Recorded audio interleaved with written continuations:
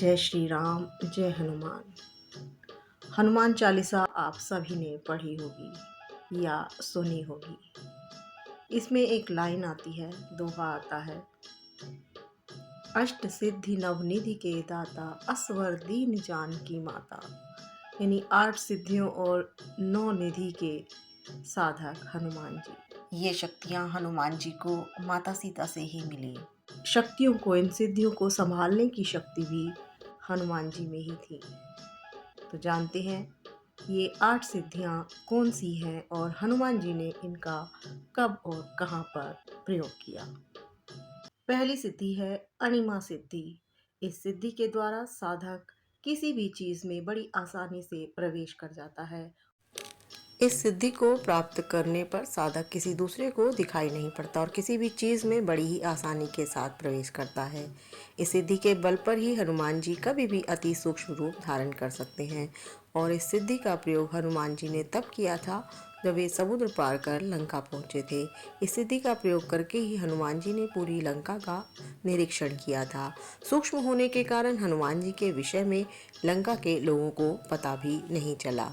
दूसरी सिद्धि है महिमा सिद्धि।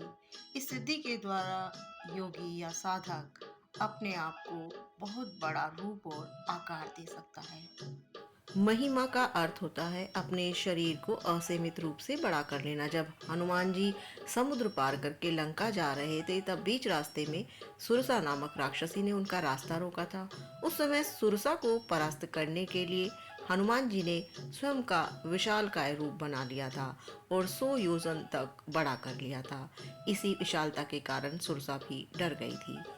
हालांकि हनुमान जी ने यह विशाल रूप कई बार दिखाया। अशोक वाटिका में माता सीता को श्री राम की वानर सेना के शक्तिशाली होने का विश्वास दिलाने के लिए भी उन्होंने इस सिद्धि का प्रयोग करके माता सीता को चमत्कृत कर दिया था। तीसरी सिद्धि है गरिमा सिद्धि। इस सिद्धि के द्वारा साधक अपने आप को कितना भी भारी कर सकता है।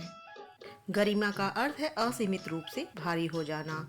इस सिद्धि की मदद से हनुमान जी स्वयं का भार किसी विशाल पर्वत के समान कर लेते थे। हालांकि रामायण में उन्हें इसकी कभी आवश्यकता पड़ी ही नहीं, लेकिन महाभारत काल में इसकी आवश्यकता पड़ी थी। गरिमा सिद्धि का उपयोग हनुमान जी ने महाभारत काल में भीम के समक्ष किया था। एक समय भीम को अपनी शक्ति पर बहुत घमंड हो गया था। उस समय भीम का घमंड तोड़ने के लिए हनुमान जी एक वृद्ध वानर का रूप धारण करके रास्ते में अपनी पूंछ फैलाकर बैठे हुए थे। भीम ने देखा कि एक वानर की लंबी पूंछ मार्ग में पड़ी हुई है। वृद्ध वानर ने संपूर्ण रास्ता रोक रखा है। तब भीम ने वृद्ध वानर से कहा कि वे तुरंत अपनी पूंछ रास्ते से हटा लें। भीम के ये वचन सुनकर वृद्ध वानर ने कहा कि मैं वृद्धावस्था के कारण अपनी पूंछ हटा नहीं सकता, आप स्वयं हटा दीजिए। इसके बाद भीम वानर की पूंछ हटाने लगे, लेकिन पूंछ टस से मस ना हुई। भीम ने पूरी शक्ति का उपयोग किया लेकिन सफलता नहीं मिली। अंततः भीम को समझ में आ गया कि यह कोई साधारण वानर नहीं है। भीम को अपनी शक्ति का घमंड जाता दिखाई दिया। चौथी सिद्धि है लघिमा सिद्धि। इस सिद्धि के द्वारा साधक अपने वजन को, अपने भार को कितना भी हल्का कर सकता है। इस सिद्धि से हनुमान जी स्वयं का भार बिल्कुल हवा जैसा हल्का कर लेते थे और पल भर में वे कहीं भी आ जा सकते थे और भारहीन किसी भी स्थान पर बैठ सकते हैं। जब हनुमान जी अशोक वाटिका में पहुंचे तब वे अणिमा लघिमा सिद्धि के बल पर सूक्ष्म रूप धारण करके अशोक वृक्ष के पत्तों पर बैठ गए थे। इन पत्तों पर बैठे बैठे ही सीता माता को अपना परिचय दिया था। पांचवी सिद्धि है प्राप्ति सिद्धि। इस सिद्धि के द्वारा साधक को अपनी इच्छित वस्तुओं की प्राप्ति बहुत ही आसानी से हो जाती है। प्राप्ति का अर्थ है कि सभी स्थानों पर पहुंच जाना, सभी वस्तुओं को प्राप्त कर लेना। इस सिद्धि के बल पर व्यक्ति संसार की किसी भी वस्तु को तुरंत ही प्राप्त कर लेते हैं, पशु पक्षियों की भाषा को समझ लेते हैं और आने वाले समय को देख सकते हैं।